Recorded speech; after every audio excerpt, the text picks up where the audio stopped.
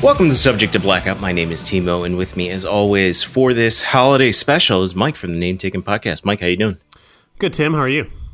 Good. We're doing this a little different. We are, I was going to say in the same room, but we're actually in different rooms in my apartment. In different rooms. I'm in your normal room. It's weird. You are, and I am in my living room. But we are doing that today because this is our Christmas special before we take a few weeks off for the holidays. But also we're doing that because my audio was shit last night when we originally tried to record this. So we have not spoken about this movie, but Mike and I decided to watch 1996's Jingle All the Way. Yeah, we tried to depart from some of the more traditional Christmas movies like Die Hard. And depart we did. We were texting as we both ended up watching this last Thursday. We were kind of texting each other when we were watching it. And I think you summarized it quite nicely when you basically said, like, this movie was entertaining in the way it was meant to be. So, I mean, we've watched a lot of movies, some of which were enjoyable in the way they intended to be enjoyable. Some of which were enjoyable in ways that they did not intend. Some of which weren't really very enjoyable at all. But this is one of our rare movies that's right in the middle. It did exactly what it was supposed to do.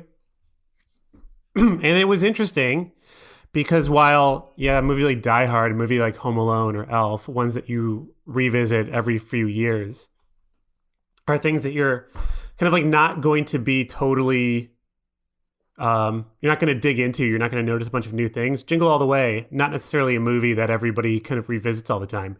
I haven't seen it in over 20 years, right? Yeah.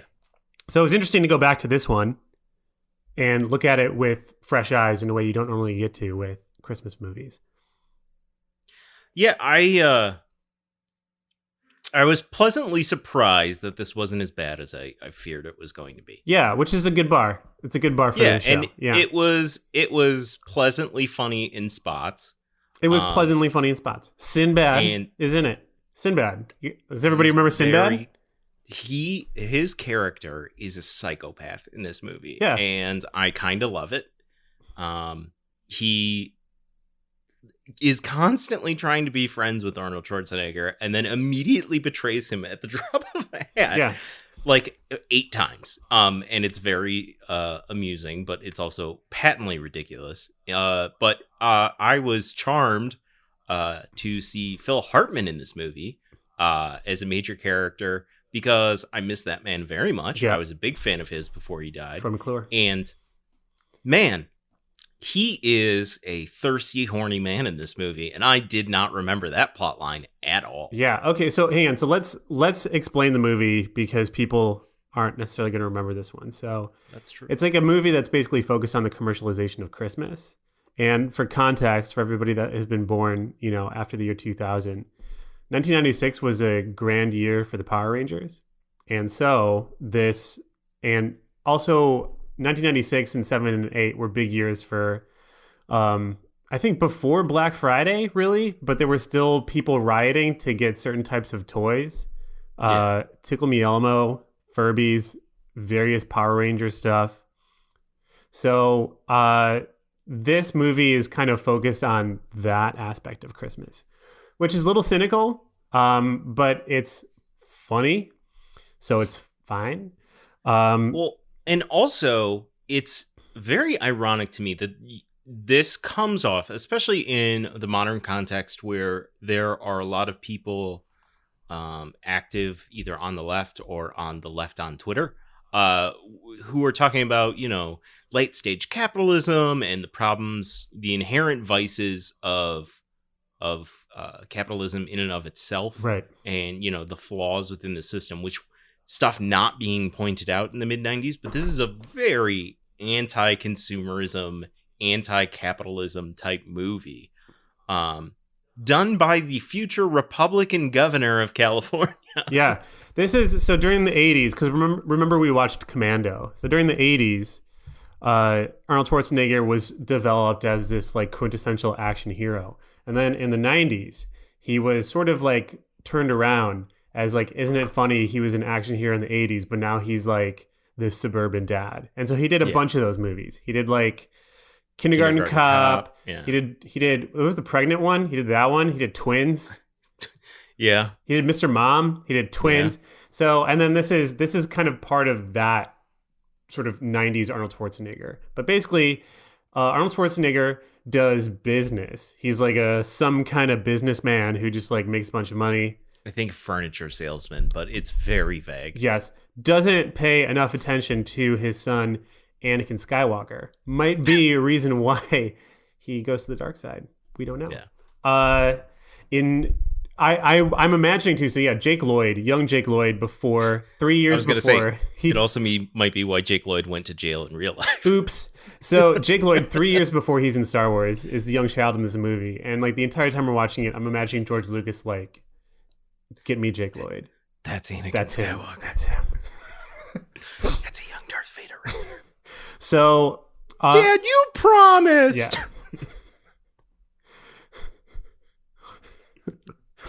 I can't do a good Schwarzenegger voice, but like, there's a high ground joke in there.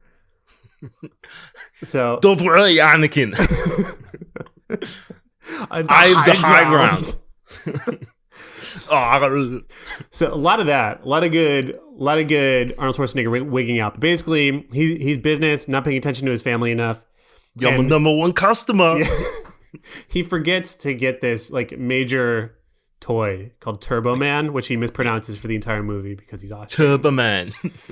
And so the whole movie is him trying to run around and find this toy on Christmas Eve. It's like an action figure, like a Power Rangers action figure, in order to make his son believe in him again. So it's nice that it's that simple. Like, well, I'm just going to buy this toy, and then my family will My be fine. child will forgive me for not showing up to anything ever. So that's the kind of like the A plot, and you're running around Arnold Schwarzenegger going through the underbelly of Minneapolis to try and track down this toy. Meanwhile, Phil Hartman, single dad on their cul-de-sac, is trying to sleep with like literally every single mom, and is like basically trying to mac on Arnold Schwarzenegger's wife, Rita Wilson, who just looks great in this movie. looks great in this movie. Didn't realize she would one day produce Chet Hanks. This is right around the time of that production too. Yeah. So, I have one question before we get to some more of the supporting cast. Yeah. So someone wrote this movie, and that someone was definitely not Arnold Schwarzenegger. No. And someone produced this movie, Right. and that someone was definitely not Arnold Schwarzenegger. No, this is before The Rock. Who decided, you know what this movie needs? Arnold Schwarzenegger. Because not a comedy, not known for his comedy, as you just discussed, became an action star in the 80s and kind of had, his image softened in the late 80s and early 90s. But this is a slapstick comedy. Right. And the character's name is like John Merriman. Yeah. Like, Yeah, it's inappropriate. No one ever's like, where are you from? Are you? and yeah, like him being super muscle bound isn't really a plot point until maybe you could argue the end when he puts on the suit. But like the suit has fake muscles, so it could be literally anyone and it'd be fine. It could be Steve Buscemi in there. Yeah. Well, he's too ugly to play a dad. And then B, that's so mean. I'm sorry, Steve Buscemi. Whoa. You're a great man. Greater than I. He's and a then, volunteer firefighter. There's nothing. He was a first responder at 9/11. Steve Buscemi. He's a better man than me. I said it. He's a turbo man. He's You're nothing. You are nothing. fair enough. But also the other aspect that you get Arnold Schwarzenegger for, other than his muscles, is he's playing like a fish out of water. Yes. That's part of the humor in Kindergarten Cop. Right. That also, again, just completely not referenced. So my question to you again, why Arnold Schwarzenegger? The 90s were a unique time. I mean, that's a phrase you come back to for the entirety of this movie. So I did a little background research, and did you know, so Sinbad was not first choice to play kind of what would you call him? Sort of Arnold Schwarzenegger's like nemesis for the movie. So he's a rival dad trying to track down this toy as well, but he's, kind of like prone to be, he has a short fuse. Yes, he A little does. chaotic. So it was not going to be Sinbad. And here's why. And this is like the most 1996 phrase you could possibly imagine. So Sinbad had to miss the audition for this movie because he was on a USO tour with First Lady Hillary Clinton in Bosnia. That's pretty 1996. Yeah. So it was actually going to be Joe Pesci because they were like, He was in a Christmas he movie. was in a Christmas movie, but then it didn't work out with Joe Pesci, and I can't remember the reason why. It was something stupid. It was like that he couldn't play like 9 rounds of golf every day before he like showed up. It was something like completely moronic. So they went back and they were like, Sinbad, you can just have it. And he ended up improvising all of his lines. And honestly, like I could see Joe Pesci playing this, but that's a little too close to Home Alone for my comfort. Yeah. But I mean, you can see why a studio executive would be like, let's get the Home Alone guy. But like, yeah, I mean, yeah, truly some wild 90s ass shit going on there. But it still boggles my mind that they chose Arnold Schwarzenegger and for all the wrong reasons. And yet somehow I feel like this works. Like if this is Tim Allen instead of in the Santa Claus, that makes total sense. Like that's an everyday man who, can just like Arnold does, portray someone who works too much. Right. And neglects their children. That's like half of the movies in the 90s about like fathers. So they're workaholics. But their wife is hot and their house is huge. Their wife is way hotter than they are. I mean, that's like the plot of Click. That's the plot of 15 different movies by every like sitcom. Every hack. Every family comedian. sitcom. Yeah. Yeah. Every hack comedian has done either a sitcom or a movie where it's just like, I work too hard. And it's like, you probably don't in real life. Yeah. And I don't want to have sex with my wife. Honey, I can't have sex with you. I'm too busy reupholstering furniture. Yeah. Sorry, Rita Wilson. You're a dynamo. So he so very 90s. I mean, it's worthwhile to watch as a Christmas movie, I think. I thought it was really funny, and the thing that really stuck out, and again, had this been something I'd watched every 2 or 3 years, like you do with other Christmas movies, I wouldn't have been so taken aback. But there's a lot of really adult humor that we didn't catch as children, but it's not even that subtle. No, it's just we were 9. Yeah. It's really direct humor about Phil Hartman sleeping with moms. Within the first couple of minutes, we get Phil Hartman at a sporting game or a karate event or something. I think it's like a sporting game, and he's like passing out like cookies and shit. And all of the women are like, "Oh, his cookies are so good." It's like, whoa, what are we doing here? Immediately noticed that. And yeah, it pretty much doesn't relent for the entire movie. And yeah, Phil Hartman's character. Phil Hartman's great in this movie. Yeah, he's really fantastic. That's why I miss him so much. But like, he's a real sexual diva. Yeah, he is. He's like... He's willing to do anything to get in the pants of the one mom he hasn't slept with yet. You can tell, I mean, this isn't the only example, but when you watch this movie, you can tell why Zap Brannigan was a character that was developed for Futurama with Phil Hartman in mind. Yeah. Because something about the way Phil Hartman just delivers lines straight is super, super slimy. Yeah. I was going to say the exact same thing. Every time he's not being charming, he's the most disgusting man you've ever met. And it's so gross and hilarious. Yeah, so Phil Hartman, great. Sinbad, who improvised a lot of his lines, is just like this psychotic postal worker. You know, the closest thing, because like Sinbad was having quite a moment in the mid-90s. Yeah. He was in a bunch of other either family or kids movies, and he was probably in some adult stuff too that I just haven't seen and can't remember. Right. But This character that he portrays most reminds me of the one he does in early seasons of It's Always Sunny in Philadelphia, where he plays a heightened version of himself, and Rob Thomas from Matchbox 20 also plays a heightened version of themselves in like a rehab facility. Yeah, yeah. and Sinbad in that is like, hey man, what's up? I'm Sinbad.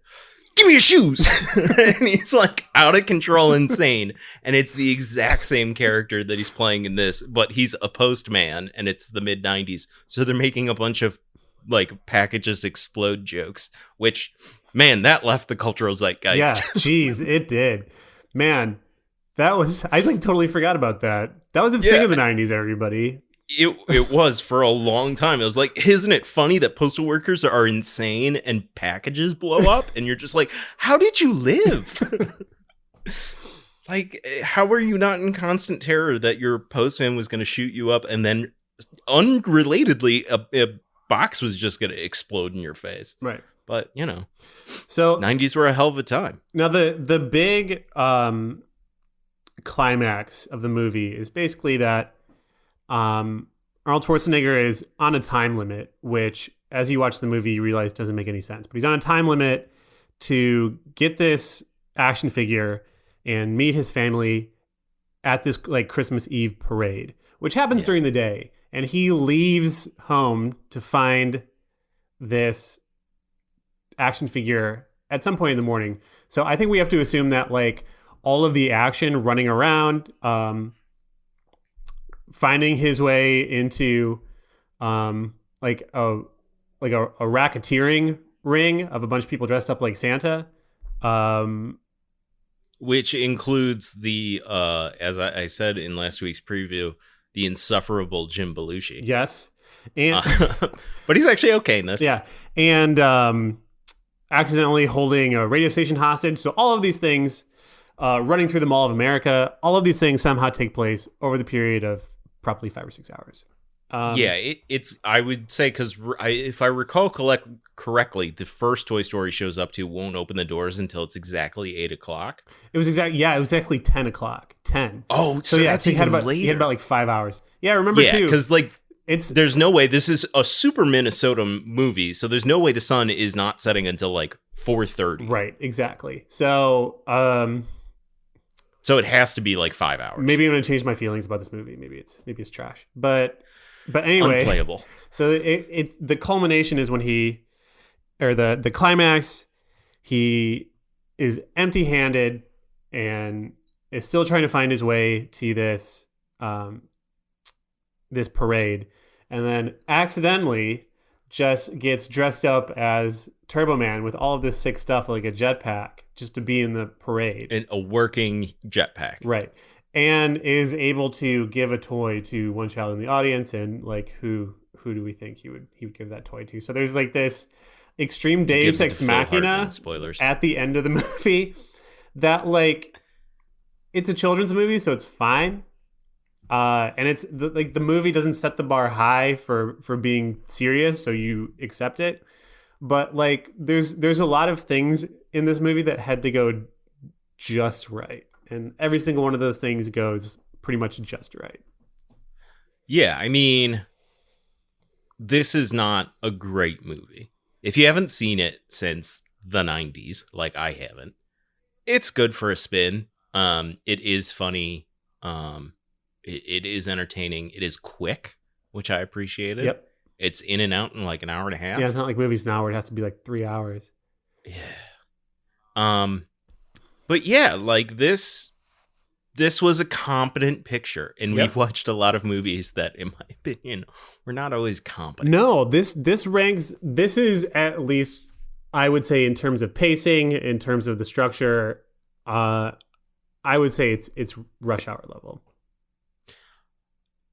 I would say it's a half notch below that, but yeah, it's certainly right there. I think the end with the jetpack is just a little silly. It's a little extreme, I suppose. But then but it does sort of fit in with the lighthearted mood. I mean, there is at one point a reindeer that clearly has a vendetta against Arnold Schwarzenegger. Oh yeah, forgot about that. Until he punches There's a lot it of stuff in the that face. happens in that movie. Oh, Until then he punches the reindeer in the face. gets it and drunk. Then, it's 1996. yeah, and then they split a beer in order to like bury the hatchet. Yeah. Which is an odd choice. Right. But yeah, there's also a comic explosion where a package eventually does blow up, and it blows up in a police officer's face, and we just cut back to him, and he's perfectly fine Cartoon with just like style, soot. Yeah. Yeah. It was very Looney Tunes, and I was like, oh, okay, that's because right when the package was like they discovered the package, and he's like, oh, you know, we've been had or whatever. I remembered like, wait, this explodes. But what I didn't remember was like, do they kill all these cops? Because it's just a bunch of cops standing in a like elevator hallway inside a radio station. And I was like, yo, I don't remember if they murder all of these cops for laughs. But no, sick. They're all fine. Yeah. Yeah, it would turn this movie into an instant classic for some people. Yeah. It's anti-consumerism and anti-cop. It's pretty anti-cop. Yeah, I mean, one of Sinbad's reoccurring jokes is basically that he takes random packages out of his mailbag and suggests to people around him that it contains a bomb. Eventually, it does contain a bomb. And he goes, oh, I didn't know that was a bomb. To like absolve him of guilt, but it's like, you told everyone it was a bomb. That's just kind of the same thing when you're threatening someone with a gun and it's not a real gun. You still threaten them with a gun. Right. Like, so, but yeah, no, this film also contained some very fun cameos. I wouldn't call Phil Hartman a cameo, but he was definitely a sight for sore eyes. I miss him dearly. We also had Jim Belushi. Yep. I recognized the guy who was playing the DJ at the radio station. There were lots of fun. Vern Troyer's in it. Yeah, he is. Yeah, is he the Santa? He's the tiny Santa that gets punched in the face and flies across. Oh, because the other little person is the guy from the Seinfeld, Kramer's friend. Yes, who has to wear lifts. Yes. So he's in this. Like, there was just all these little nuggets. Yeah, and every time Anakin would be on screen, I'd be like, no, that's pod racing. Yeah, so it was super fun. I enjoyed it quite a bit more than I was expecting. And yeah, honestly, one of the low-key favorite things in it was just seeing that GMC that Arnold Schwarzenegger was driving and being like, boy, SUVs in the 90s. Whew. Yeah, they're tanks. Oh man, those are some sexy cars. They are horrific for the environment. But as someone who drove a 2001 Ford Explorer for over a decade, boy, does that take me back to what an SUV actually used to look like. Yeah, you can't parallel park that shit. No. What you do is you just hit other cars, like police motorcycles, yeah. and then that's how you find a spot. But yeah, I just saw that car and I was like, whew, now that's pod racing. All right, Mike, well, let's take a quick little break here, and we'll come back with a little bit of a holiday season wrap-up. Next week on Subject to Blackout. Actually, there won't be a next week on Subject to Blackout. Don't worry, we're not going anywhere for long, but we are taking a little break for the winter holidays. I can already tell you to expect some exciting new things in 2022, like reviews of the new season of The Witcher on Netflix, and of course, Spider-Man No Way Home. Plus, a whole lot more. 2021 was a much improved year over 2020 for both Mike and me, and a lot of that has to do with taking on new adventures such as this podcast. So I hope you join us next year as we delve into even more television and film, and hopefully grow this endeavor. Mike and I wish you a Merry Christmas and a Happy New Year, and we'll see you again in a few weeks in 2022, here on Subject to Blackout. All right, well, that was Jingle All the Way, and Mike, like I said earlier, we are going to be taking a couple weeks off for the holidays. You are currently planning to go to sunny Puerto Rico. Yeah. So we will be taking off. Yep. Yeah, suck at me. I will end up being in Connecticut probably, so whatever. That is a lateral move by all accounts. But as we go into the last couple weeks of this year, Is there anything that you're either looking forward to over the next couple weeks, or anything that you've seen in the last week or so that you want to talk about? I'm looking forward to Hawkeye wrapping up. It's going to be next week, and I mean, it's been we've said it already, and as the show's progressed, it's continued to be fine. Mm-hmm. And I'm looking forward to the conclusion of Hawkeye. I think it will be fine. Yeah, so far I've enjoyed it. You are caught up on episode 5, I take it. Yeah. Yeah. So if you guys aren't, just earmuffs for a second. That's fine. Yeah. They confirmed Kingpin is in the series. Yep. We see him for like a second, and on Kate Bishop's mom is a bitch. Yeah. Confirmed. Which I fucking called. I hated her. I just want Jack to be just like an idiot in the wrong place in the wrong time, because God, I love his mustache. I really do. I want that mustache to be an Avenger. It might be. He's allegedly the swordsman from the comics, so maybe he'll come back and be a good guy. Sick. But, yeah, I mean, again, because it was like grainy cell phone footage, it wasn't confirmed that it's Vincent D'Onofrio, but if it's not Vincent D'Onofrio, I'll eat my shit. Andrew Garfield. You're right. Speaking of, that's one of the things that I'm excited for is tonight. It is the Saturday after Spider-Man Far From Homecoming. Home? No Way Home. Yep, that's it. That's it. And good luck. Michael's not going to go because Michael wants to get on a plane and not have Omicron. Yeah, I'm going to risk it. I'm going to double mask up. Going to see it in IMAX tonight and then come home and bathe in a pile of hand sanitizer. Sure. So we... I think you have to snort it for it to work. I'll try. I'll do anything. Just cut some fat lines of white lightning. Zip Is that it up what their there. kids are calling Germex these days? That's right. Yeah, so I'm gonna see that tonight, and hopefully it's good, and I'm sure you'll torrent it in Puerto Rico. Yeah, I should torrent it. I haven't done that in a while. Throwback. I'll get a I mean, VPN we would never ever steal media, though. Would you rob a car? I'll have a VPN. Would you steal a wallet? Find me. I dare you. So yeah, there's that, which I am excited for. I am also looking forward to the season finale of Hawkeye. They fucking did it. They turned me on it, and I'm looking I forward. like it. It's fun. I'm looking forward as well to the series finale in the last 4 episodes of Amazon Prime's The Expanse. Yeah, you're not the only person to tell me to jump into that. I'll see. I'm sure there's going to be a lull. Well, what do we have? Yeah. We have Boba Fett coming up in a week, right? Yeah. Okay, so we're gonna dig and into you know that. it dropped today on yesterday on Netflix, I think. What? The Witcher. Oh man, I love what's his face, The Witcher. What's his face? Superman? What's His face is Superman. What's his face? Superman. I think he's great. I think he's great as Geralt. Yeah, I can't remember his name either. Man, I'm so looking forward to having man, he's toss a great. coin stuck in my head for like another 3 months. Well, let's hope a lot of people watch it and they don't cancel it like they fucking canceled Cowboy Bebop, which, out of spite, I started rewatching. Nice. It's like, fuck you, Netflix. I'm going to get you all the views you wanted, but after you canceled it. So you have to pay them double when you get them back. But yeah, so I think that is about it for this week. Like I said, we're going to take a few weeks off. I think we might come back with a 2021 wrap up. Sure. And after that, who knows? But we will be back weekly doing what we do, talking about pop culture, talking about movies, and maybe changing some things up and rearranging what we do for 2021. But this has been...